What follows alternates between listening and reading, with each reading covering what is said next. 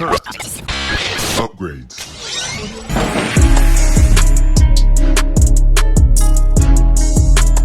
Welcome back, ladies and gentlemen, to another JVS movie review brought to you from the Toronto Film Festival. This film here was intriguing because I was told this was a horror movie. It's just not a horror movie.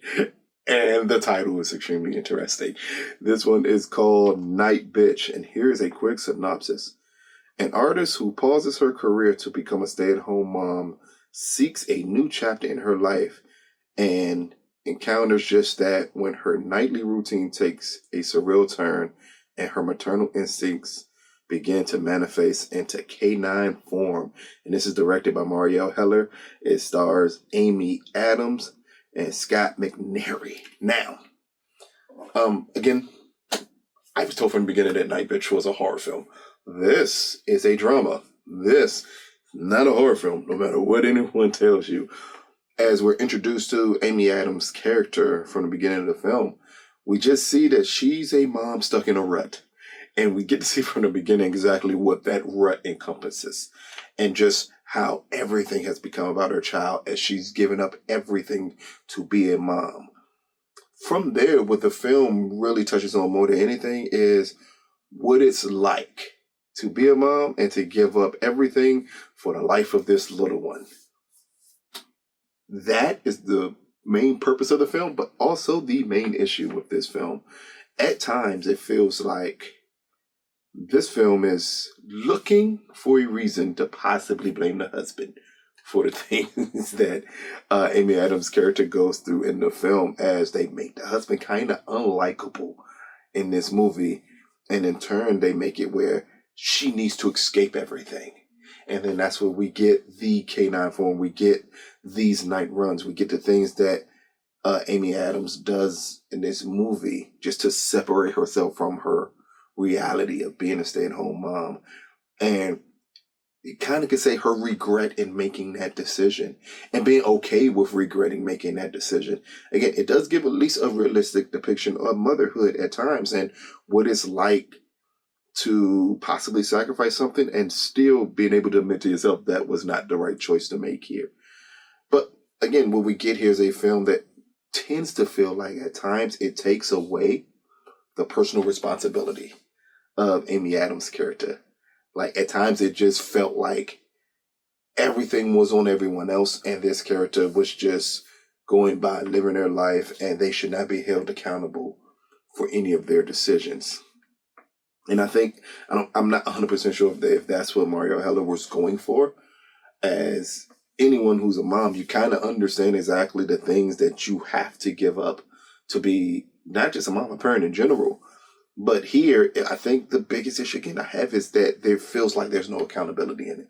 While this film looks amazing, while the concept is good, I don't particularly think the execution was as great as it could have been. There were moments for comic relief in this film. And at times when they leaned into attempting to give you a comic relief, it felt sad. So it didn't necessarily feel funny. It just felt like, this is not... It feels like you're getting an inside peek into someone's relationship that no one wants to see. And not that relationships are hard to see. It just feels like the temperament of it was something you didn't need to see. And that's how Nightbitch feels for majority of the film. As it's just something that is an inside look to something no one needs to see.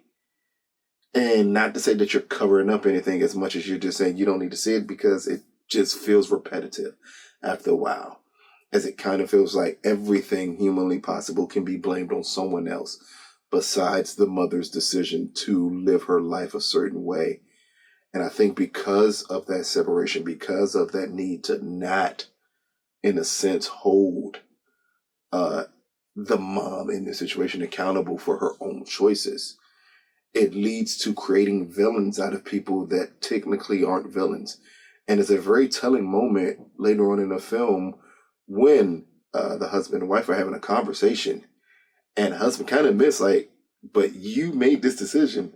I didn't know you were unhappy with the decision you made. It's poignantly clear that the mother made the decision, but yet and still, the film, I feel, goes out its way to make the father the villain. And at times, even with making the father the villain, we see Amy Adams' character have I can't even call it a friend group, a mom group of other mothers, and it feels like that group is created for a comic relief element that's never materialized properly. So at times it feels like even the other moms are just there to annoy Amy Adams' character and not necessarily lend to the storyline to make the film more interesting. I think, again, that's the ongoing theme of Nightbitch is responsibility can be thrown to the side. As long as you can find someone to possibly put your unhappiness on, you should be fine in the world. And that's what we get in this film here. And the K9 elements, or what most people would think would be the horror elements of the film, they're cool. They're shot in a cool way. We understand just the way that the character's mind works, exactly what's going on. But again, it's still not executed properly to me. It still feels like it's an element missing that could make this film great. And because that element is missing, and you leave it up for an audience interpretation of what they're seeing here, I don't think a lot of audience interpretations will be positive. Because at times it just feels like she's just an irresponsible mom. Or at times it feels like she's just an irresponsible person who's now mad about the decisions that they make. And when it seems like she can possibly be held accountable for it, we go in a completely different direction to blame someone else for it. And those type of issues are what holds back Nightbitch too much to be a film that will be thoroughly enjoyable. No matter how beautifully it's shot, it is scored amazingly. It's just not as poignant as it needs to be. It's a film that feels like it believes it's more important than it is because it masks everything humanly possible that would make it important, but it doesn't want to be too self-serious. It's like you can't serve these two things at once and get a good film out of it, and that's a struggle with Nightbitch. So, Nightbitch, again, brought to you from the Toronto Film Festival. Out of a possible 10, I'm going to give Nightbitch a 5 out of 10. Amy Adams' performance is still good. That's the key part here. It's just that the character makes no sense. It's the decisions that make no sense. It's a lot of elements of this film that needs a deeper dive into to make this film more enjoyable. Even its comedic elements just don't feel like they land in a way to make this film enjoyable. And for those reasons, that's why Nightbitch struggles. Is that it could have been great. It could have even been just good. And instead, it just feels too self-serving to be either one of it. But again, check it out when it drops. Let us know what you think.